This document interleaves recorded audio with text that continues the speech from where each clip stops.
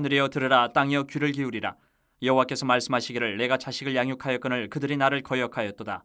소는 그 임자를 알고 나귀는 그 주인의 구유를 알건만은 이스라엘은 알지 못하고 나의 백성은 깨닫지 못하는도다 하셨도다. 2025년 새 교회 주여 이제 회복하게 하소서를 기억하시고 하나님 중심, 말씀 중심, 교회 중심의 삶으로 회복하는 한 해가 되시기를 소망합니다. 오늘도 전도용품이 준비되어 있습니다. 주님께서 명령하신 복음 전파 사명을 기억하시고 귀갓길에 가지고 가셔서 꼭 전하시기를 바랍니다. 오늘 오후에 신년 재직 세미나를 개최합니다. 모든 재직들은 빠짐없이 참석하시기를 바랍니다. 오늘 오후 2시 본당에서 모이도록 하겠습니다. 금주간 긴 설 연휴가 이어집니다. 임시공휴일도 생기고 해서 벌써부터 이동을 시작한 것 같은데요. 우리는 그래도 주의를 지켜야 하므로 내일부터 휴일이라고 생각하시고 오늘 예배 드리시고, 또 앞에 우리 원사님 기도하신 것처럼 또 이제 연휴가 시작되면 가족들과 만나고 이렇게 여러 가지 모임들이 있을 텐데, 그 가족 모임을 통해서 하나님 사랑이 우리 가운데 이루어질 수 있도록 섬기시고 분유하게 베푸시기를 바랍니다. 그래서 저희 목회자 가정은 수요일도 있고 해서 그 빨간 날은 못 움직일 것 같고, 그래서 내일 월요일과 금요일 양일간 휴무를 하도록 하겠습니다. 그래서 월요일과 금요일 새벽 기도회 그리고 금요일 밤 기도회는 개인 기도 시간으로 교회에 나오셔도 되고 아니면 가정에서 기도회를 드리셔도 되고 이렇게 개인적으로 시간을 꼭 기도하는 시간으로 지키시면 감사하겠습니다. 총회 및 노예 소식을 전해드리겠습니다. 노예, 연합, 청소년 전국 수련회가 개최가 됩니다. 우리 교회 청소년들 모두 참석할 수 있도록, 그래서 하나님이 자신을 만드신 비전을 발견할 수 있도록 참석을 독려해 주시고 기도해 주시기를 바랍니다. 2월 10일부터 12일까지 월화수목 2박 3일 동안 경남 경주에 있는 수영로 베이스 캠프에서 수련회가 진행이 됩니다. 그리고 서울로의 청년 동계 수련회도 개최가 됩니다. 우리 교회 청년들 모두 참석해서 하나님을 바라볼 수 있는 그런 시선이 회복되도록 참석을 독려해 주시고 기도해 주시기 바랍니다. 대신은 2월 27일 목요일부터 3월 1일 토요일까지 2박 3일간 천안에 있는 재건총회 신학원 캠퍼스에서 2박 3일간 청년연합수련회가 있습니다. 그 위에서 기도해 주시고 후원해 주시면 감사하겠습니다. 무엇을 믿을 것인가? 두 번째 말씀을 나누려고 합니다. 하나님을 아는 지식이 회복돼야 우리가 바른 신앙을 가질 수가 있어요. 그냥 무작정 나와서 앉아서 1시간, 예배 시간 앉았다 가는 것이 신앙이 아니죠. 무엇을 믿는가? 참된 신앙이 되기 위해서는, 다시 말해서 주님 앞에서 날마다 변화되고 회복되는 그리스도인이 되기 위해서는요, 우리가 믿는 대상, 하나님을 바로 알아야 바른 신앙이 되죠. 아주 기본 중에 기본입니다. 그래서 참된 믿음은 바른 알면서부터 시작이 됩니다. 바르게 알아야 바르게 변화되고 바르게 회복됩니다. 그래서 우리가 삼위일체 되신 하나님을 믿는다고 할 때 도대체 하나님에 대해서 무엇을 믿는다라는 이 의미를 분명하게 짚고 넘어가야 돼요. 지난주에 우리가 나누었던 말씀을 한번 살펴보면, 지난주 복습이에요. 하나님에 대해서 무엇을 믿을 것인가? 이거죠. 구하기 전에 미리 아시는 하나님, 더 좋은 것을 주시는 하나님, 그의 나라를 주시는 하나님. 우리가 지난주에 이 말씀을, 하나님은 이런 분이시다, 세 가지 말씀을 나눴어요. 이 말씀을 기억하면서 이제 그 다음 이어서 오늘 말씀을 나누려고 합니다. 그리고 네 번째는요, 지금도 일하시는 하나님이세요. 지금도 일하시는 하나님. 요한복음 5장 17절에 이런 말씀이 있습니다. 예수께서 저희에게 이르시되 내 아버지께서 이제까지 일하시니 나도 일한다 하시네. 하나님 아버지 어떤 분이십니까? 이제까지 일하시는 분. 이제까지. 여기서 이제까지라는 말은요, 지금도 일하고 계신다는 거예요. 현재 진행형이에요. 지금도 계속 일하고 계신 분이시다. 이제까지 일하시는. 도대체 그럼 일을 하시는데 쉬지도 않으시고 계속 일하고 계신데 무슨 일을 하시나? 저는 창세기 1장을 읽을 때마다 정말 많은 은혜를 받습니다. 하나님께서 사랑하는 우리 인간을 위해서 다 창조해 놓으시고 여세 동안 미리 다 준비해서 다 창조하셨어요. 그리고 마지막에 우리 인간을 만드셔서 필요한 것들을 누리면서 살아갈 수 있도록 공급을 해주셨어요. 그것처럼 그 하나님 아버지께서 오늘 이 시간에도 우리를 위해서 일하고 계시다. 어떤 일을 하시나? 다윗은 이런 고백을 하셨어요. 시편 139편 17절 18절을 보면 이렇게 고백합니다. 하나님이여, 주의 생각이 내게 어찌 그리 보배로운지요, 그 수가 어찌 그리 많은지요. 내가 세려고 할지라도 그 수가 모래보다 많도소이다. 내가 깬 때에도 오히려 주와 함께 있나이다. 바로 이 다윗의 고백이에요. 동서남북으로 일하고 계신 거예요. 필요를 다 채워주시는 거예요. 그것을 경험한 다윗이 이렇게 고백을 한 거예요. 도저히 셀 수가 없습니다. 도저히 셀 수가 없습니다. 다윗만 그랬느냐? 사도 바울도 또 이런 고백을 했어요. 나의 달려갈 길과 주 예수께 받은 사명, 곧 하나님의 은혜의 복음 증거하는 일을 마치려 하면은 나의 생명을 조금도 귀한 것으로 여기지 아니하노라. 바울의 이 고백의 의미를 잘 살펴보십시오. 그의 믿음의 근거가 어디에 있는가? 우리 지금 믿음을 회복하려고 하나님을 찾아보는 중이잖아요. 어떤 하나님이신가? 사도 바울의 고백의 하나님은 이런 분이에요. 헤아릴 수 없는 사랑으로 지금도 현재 이 시간에도 나를 위해서 일하고 계시는 하나님 아버지. 그게 사도 바울의 고백이에요. 그래서 나는 끝까지 충성해서 달려갔다. 왜? 갈 때마다 나를 위해서 일하고 계시고 준비해놓고 계시기 때문에 내가 충성하지 않을 수 없다 라는 거예요. 내 생명을 들여서라도 달려가겠다.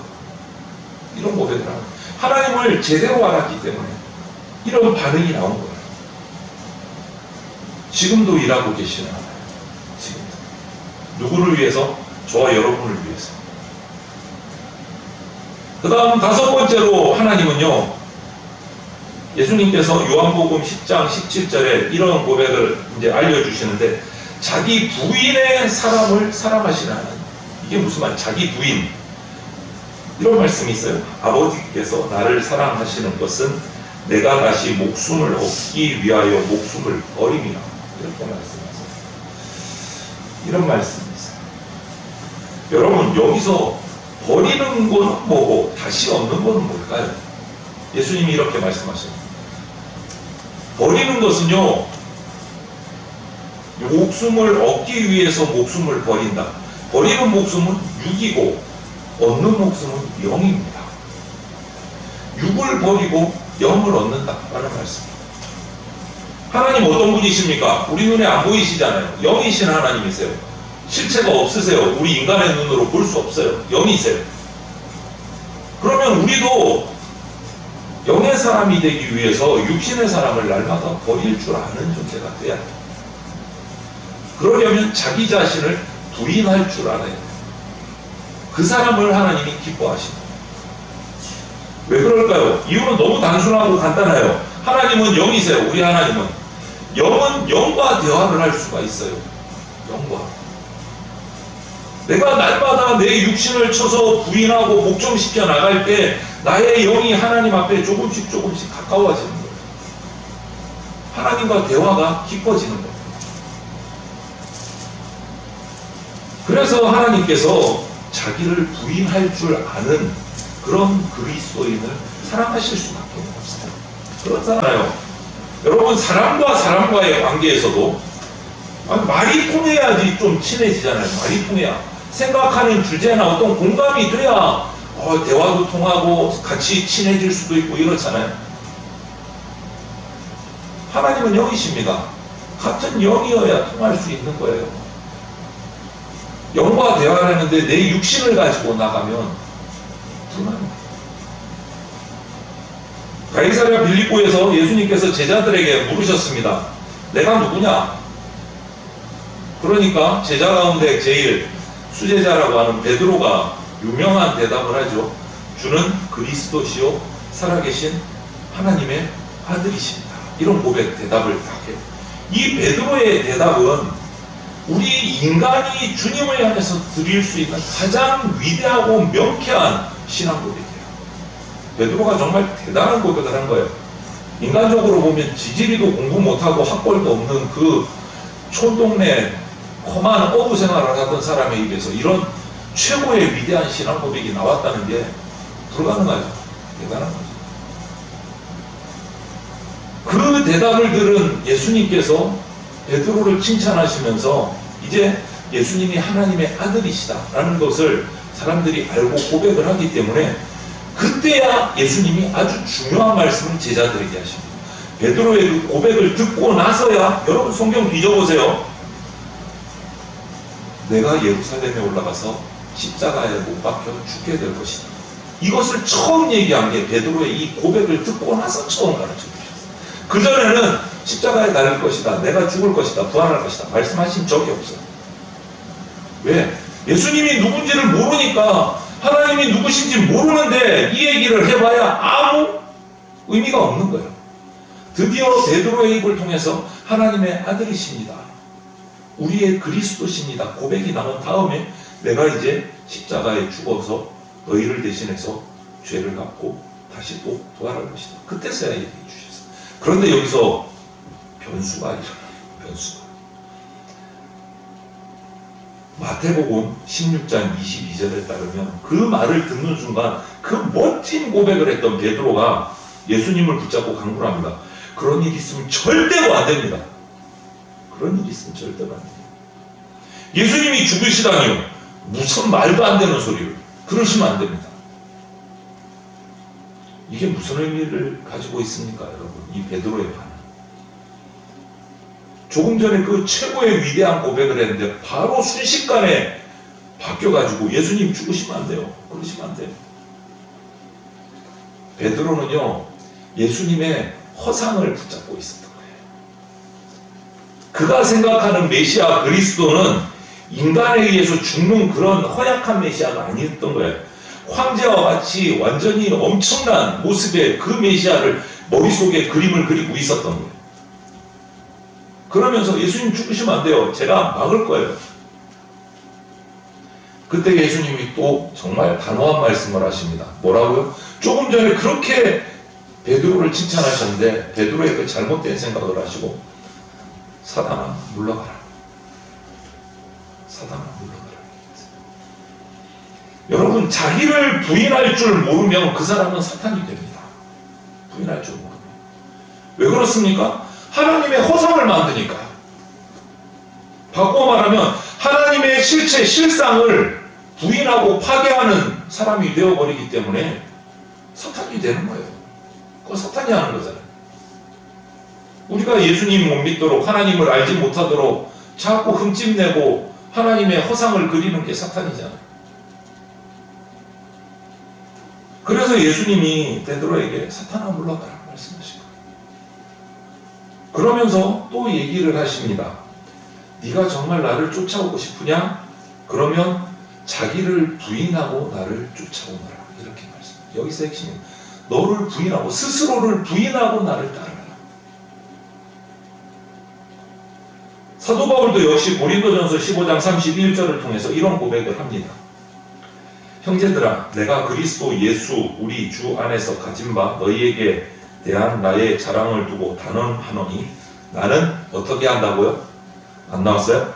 날마다 죽노라 라고 얘기를 했어요. 날마다 죽노라. 이게 또 앞부분에 지나가네요. 날마다 죽노라. 날마다 죽는 게 어떻게 여러분 자랑이 돼요? 죽는 게 자랑입니까, 여러분? 날마다 죽음으로 영이신 하나님과 대화가 깊어졌기 때문에 사도 바울이 그런 고백을 하는 거예요. 내 육신이 날마다 죽으니까 날마다 내 영은 펄펄 살아서 하나님께 가까이 가더라, 이 말이에요. 영이 죽고, 육이 죽고 영이 산다는 말이에요. 그래서 날마다 죽음을. 우린요, 날마다 나 스스로를 부인해 가야 이 세상 누구도 흉내낼 수 없는 진리의 모습으로 세워갈 수 있어요. 스스로 영을 세워갈 수 있어요. 여러분, 그래서 하나님은 자기 부인을 할 줄 아는 사람을 사랑하십니다. 찾으십니다. 그리고 또 한 가지, 여섯 번째로 만유보다 크신 분이 하나님이십니다.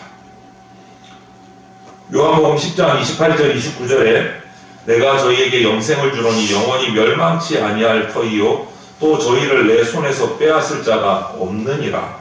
저희를 주신 내 아버지는 만유보다 크심에 아무도 아버지 손에서 빼앗을 수 없느니라.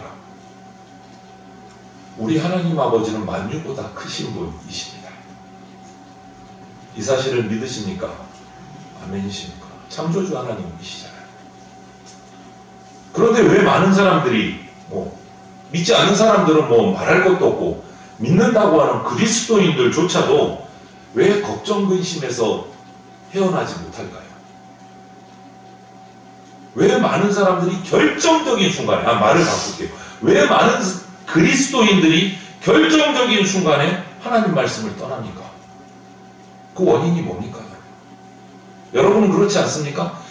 고민하고 막 걱정 근심하다가 결정적인 순간에는 하나님 말씀이 아닌 내 생각을 선택할 때가 없습니까? 왜 그럴까요? 하나님이 만유보다 크신 분이시다라는 것을 믿지 못하기 때문에, 그러니까 자기 선택을 따라가고 내 욕심을 욕망을 따라가는 거예요. 하나님이 만유보다 크신 창조주 하나님이시라는 것을 평소에는 믿는다 그러다가 결정적인 순간에는 흔들리고 못 믿는 거예요. 결정적인 순간에 하나님보다 돈을 믿어요. 만유보다 크신 하나님보다 자기 경험을 믿어요. 하나님보다 돈이 커 보이는 거예요. 하나님보다 지금 상황이 더 커 보이는 거예요. 그것은 옳지 않습니다, 여러분. 하나님은 만유보다 더 크신 분이십니다. 우리가 가진 신앙이라는 것은요, 그 하나님이 가장 크신 분이시다라는 것을 입술이 아니고 내 삶으로 고백하는 것이 신앙입니다. 내 삶으로 고백하는 것. 하나님께서 만유보다 크신 분이심을 확신할 때 우리 신앙의 이 여정이 출발이 되는 거예요. 그것을 확신하지 못하고 출발하면 어디로 갈 줄 몰라요. 방향을 잘못 잡으신 거예요. 신앙은 모험입니다, 여러분. 자기 중심적인 삶을 내려놓고 주님 중심적인 삶으로 내가 내 인생을 바꾼다, 옮겨간다 라는 의미에서 이 신앙을 시작한다는 것은 모험의 시작입니다. 우리의 세계관이 바뀌는 거예요. 내 가치관이 완전히 바뀌는 겁니다. 그래서 신앙은 저는 모험이라고 표현을 하고 싶어요. 내 욕심, 내 경험, 나의 어떤 목적, 이런 세계를 살아가다가 진리의 세계로 완전히 바꾸는 거예요. 그래서 신앙은 모험이에요. 세상에서 말하는 모험과는 의미가 다릅니다, 여러분. 우리가 말하는 세상의 일반적인 모험은요, 뭐죠? 결과가 안 정해져 있어요. 불투명해요. 이 모험을 떠났을 때 좋은 결과가 올 것인가, 망할 것인가 알 수가 없어요. 불확실해요. 그 모험의 동기에는 뭐가 있습니까? 우리 인간의 욕심이 있어요. 왜 모험합니까? 지금보다는 잘 되고 싶은, 잘 될 거야. 그것이 모험으로 나서는 우리 인간적인 세상의 모험의 동기예요. 그래서 세상의 모험은요, 이렇게 말을 바꾸고 싶어요. 투기다, 투기. 투기다. 지금보다는 좀 더 좋아지기 위해서 한번 거는 거죠. 대박을 위해서. 로또를 산다, 매주. 그것도 투기예요. 모험이잖아요. 내 인생 한번 바꿔보겠다. 불확실하지만. 그런데 신앙의 모험은 그렇지 않습니다. 결과가 확실해요.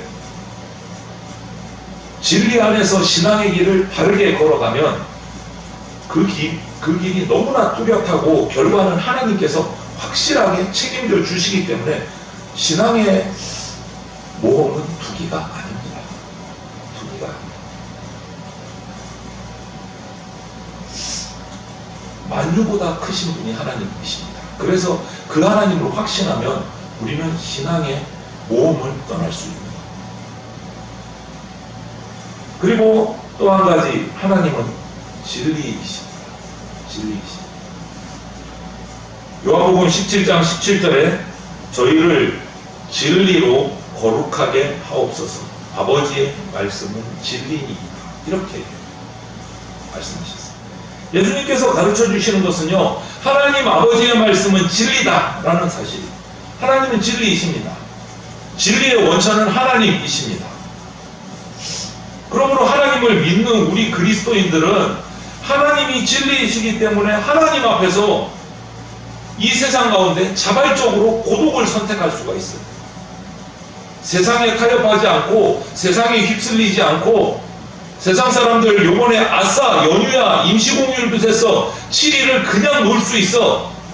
비행기표 끊어라, 차표 예약해라, 펜션 예약해라. 그게 지금 모든 분위기잖아요.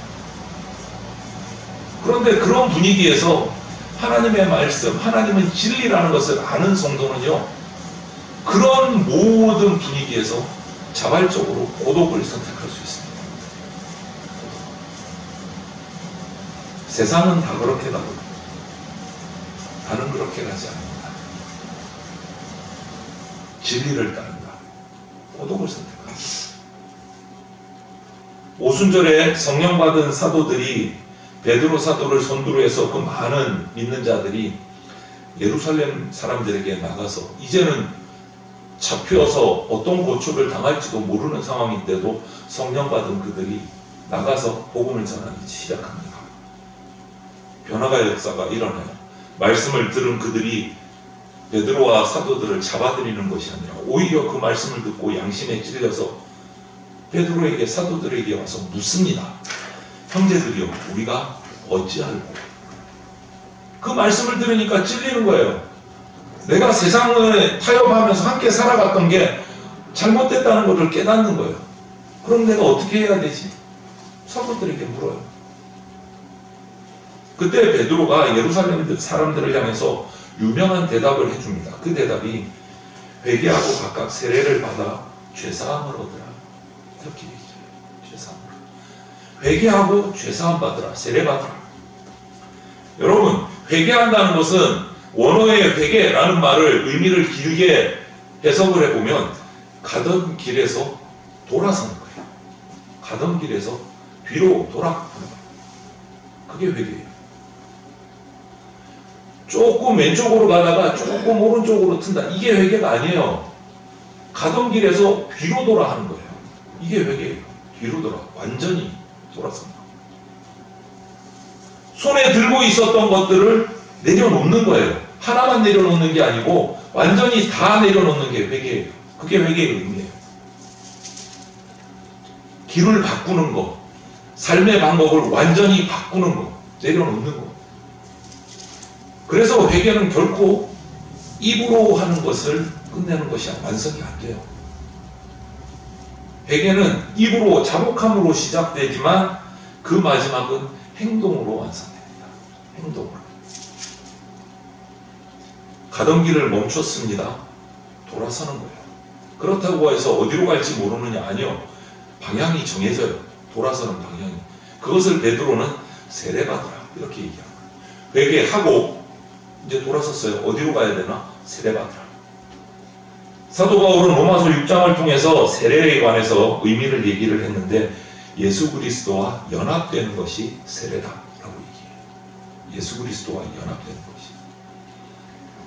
나의 옛사람은 그리스도와 함께 십자가에서 죽어버리고 내 육은 죽고 새 생명의 사람으로 예수 그리스도와 함께 다시 부활하는 겁니다. 여러분, 우리가 어떻게 살아야 할지에 관한 것에 관해서 베드로가 오늘 얘기해 주는 거예요. 회개하고 세례받으라. 말을 바꾸면 회개하고 돌아서서 예수 그리스도와 함께 연합하라. 예수 그리스도와 함께 동행하라. 이 말이에요. 이것은 우리한테 너무너무 중요한 말씀입니다. 회개하고 세례받으라. 돌아서서 예수 그리스도를 따르라. 이 말은 너무 중요한 거예요. 여러분, 우리가 믿음을 처음 교회에 발을 들여놓는 신앙의 동기를 보면 집단적일 수 있어요. 어렸을 때 보면 친구들을 따라 유초등학교, 고등학교, 대학교 청년들을 보면 친구들 따라 심지어는 그러더라고요. 어느 날 행사가 있어서 맛있는 거 준다고 했는데 맛있는 거 먹는데 보니까 와, 회장 누나가 너무 예뻐서 나왔어요. 이런 친구도 봤었어요. 회장 누나가 너무 예뻐서 주려고. 그렇게 될 수도 있어요. 그렇게 될 수도 있어요. 그런데 그것이 다가 아니고 그것은 시작일 뿐이고, 친구나 친척을 따라서 교회의 문턱을 넘어 나올 수 있지만, 이런 군중 심리에 의해서 아멘하고 화답할 수도 있지만, 그러나 주님과 연합한다, 돌아서서 주님과 동행한다, 이것은요 군중 심리로는 안 돼요. 집단적인 동기를 가지고는 할 수가 없어요. 지극히 개인적인 과정을 통과해야 주님과 동행하고 돌아서서 주님과 동행하는 게 가능해요. 이것은 개인적이에요. 주님과 1대1, 하나님과 1대1. 왜 그런지 아세요, 여러분? 하나님은 진리이시기 때문에요.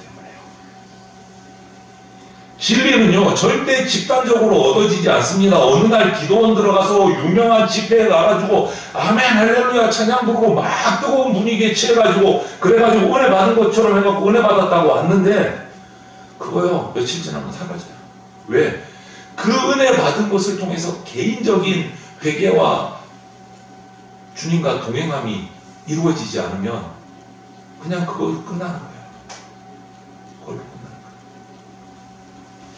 진리 앞에, 진리이신 하나님 앞에 내 몸과 마음과 정성을 가다듬고 무릎을 꿇고 홀로 1대1로 대면해야 비로소 진리가 각자의 1대1 내 속에 들어와서 자리 잡게 되는 거예요. 그 과정이 반드시 필요합니다. 아무리 정목사 설교가 정말 뜨겁고 열정적인 설교의 은혜도 받아도 받고 나서 1대1로 하나님 앞에 나가서 이 과정을 겪지 않으면 그냥 사라져요. 아마 한 1년쯤 지나면 처음 듣는 소리일걸요. 똑같은 설교에도. 우리는 집회에서 은혜를 체험할 수 있습니다. 필요합니다. 전에 경험하지 못한 경험들을, 은사들을 받고 막 경험할 수 있습니다. 그런데 그것으로 끝나버리면 진리 대신 하나님 앞에서 홀로 깨어서 고독의 시간을 1대1로 하나님과 면담하는 시간을 갖지 못하면 그냥 그걸로 끝나는 거예요. 여러분, 고독 그러니까 꼭 중요한, 고독을 자기 나름대로 즐기기만 하면 그거는 철학적으로 염세주의자가 돼요. 그건 별로 바람직한 게 아니에요. 하지만 그 고독을 하나님 앞에 나가서 하나님의 말씀으로 채우는 그 시간으로 사용하면, 그래서 하나님과 절대적인 관계가 맺어지면 우리 삶이 돌아서는 거예요. 변화되는 거예요. 하나님이 처음 창조하셨던 그 모습으로 회복되는 거예요. 주님 보십시오. 겟세마네 동산에서 홀로 깨어 계십니다. 제자들에게 같이 기도하자는데 제자들은 계속 자잖아요. 홀로 깨어 계세요. 그런데 그 고독함을 피하지 않으십니다. 그 고독 속에서 하나님 앞에 나가서 부르짖어요. 하나님 앞에 나가서. 뭐라고요? 우리 잘 아는 말씀이죠. 아버지여, 할만하시거든 이 잔을 내게서 지나가게 하옵소서. 그러나 나의 원대로 마옵시고 아버지의 원대로 하옵소서. 그 고독 속에서, 치열한 고독 속에서 예수님은 십자가를 지셨고 그 과정을 겪으셨기 때문에 만민의 구주가 되시고 그리스도가 되신 거예요. 이 과정이 우리에게도 필요합니다. 왜? 하나님은 진리이시기 때문에 그 진리를 내 것으로 만드는 과정이 필요해요.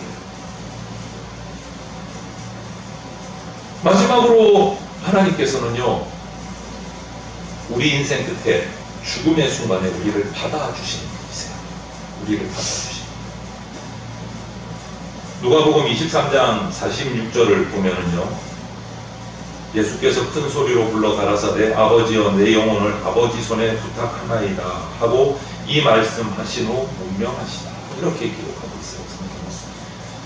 하나님 아버지가 어떤 분이신지 예수님께서 마지막으로 우리에게 직접 보여주신 자예요.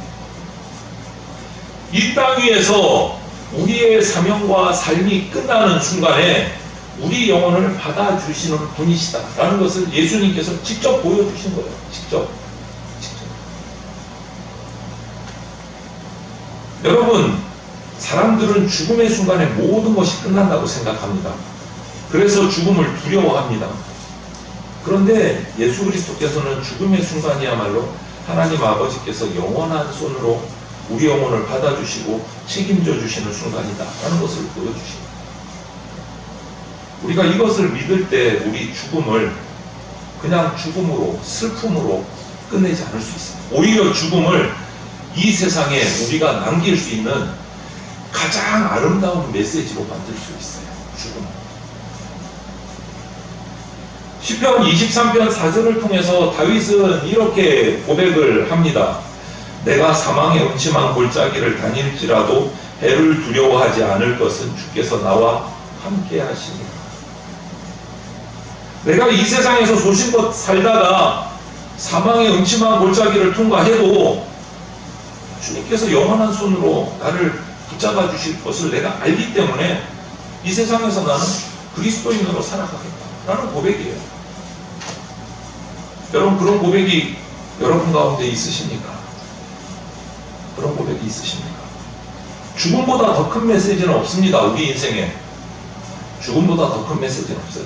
하나님 우리를 잡아주시는 분이세요. 죽음에서도 우리를 잡아주십니다. 그래서 우리는 멋지게 진리 안에서 살아가야 돼요. 그렇게 해서 저와 여러분이 그렇게 진리 안에서 이 인생을 살아가서 사랑하는 내 자녀들을 향해서 또 믿지 않는 자들을 향해서 내가 이 세상을 떠나는 그 순간에 이 세상에 남길 수 있는 내 죽음이 가장 아름다운 메시지가 되게 하셔야 됩니다. 그게 바른 그리스도인의 삶의 마무리예요. 주님께서는요, 영원한 생명으로 우리를 영원히 품어주시는 분이십니다. 지난주부터 오늘 이 시간까지 우리는 주님께서 하신 8가지를 하나님이 어떤 분이신가를 쭉 살폈어요. 주님께서 그런데 이 8가지 다 기억하기 힘들지만 우리가 강조하는 것은, 우리에게 강조하시는 것은 하나님은요, 그냥 신전에 앉아있는 어떤 신상이나 우상이나 우리 인간을 두렵게 만드는 어떤 가공스러운 그런 존재가 아니다라는 거예요. 하나님은 그런 분 아니세요. 하나님은 그럼 어떤 분이냐? 딱 한마디로 8가지를 다 묶어서 기억하기 힘드시면 하나님은 우리 아버지시다. 끝. 하나님은 우리 아버지시다. 주님께서 마가복음 14장 36절에서 아빠 아버지라고 부르셨어요. 아빠라고 부르시는 우리 아버지세요. 우리로 하여금 하나님이 아빠 되심을 알려주신 거예요. 예수님께서. 그런데 우리의 아빠라고 이렇게 여러 가지를, 저도 2주 동안이나 하나님 말씀을 증거를 했는데 본문 말씀을 한번 볼까요? 이 본문과 상관없는 말씀을 한 것 같은데 이게 중요해요. 우리 읽은 본문 말씀이요. 그런 하나님 아버지이신데 8가지나 보여줬는데 같이 한번 읽어볼까요? 하늘이여 들으라, 땅이여 귀를 기울이라. 여호와께서 말씀하시기를 내가 자식을 양육하였거늘 그들이 나를 거역하였도다. 소는 그 임자를 알고 나귀는 주인의 구유를 알건만은 이스라엘은 알지 못하고 나의 백성은 깨닫지 못하는도다. 무슨 말씀이에요? 여러분 뭔가 긍정적으로 들리십니까? 좀 찜찜하게 들리십니까? 이 말씀. 하나님께서 우리를 당신의 자녀로 양육해 주셨답니다. 그럼에도 불구하고 우리가 하나님을 거역했다는 말씀. 어떻게 비유를 합니까? 하나님의 탄식 소리를 들어보세요. 당신의 자녀로, 자식으로 키웠는데 그 자식이 당신이 아비인 줄 모른다. 어떻게?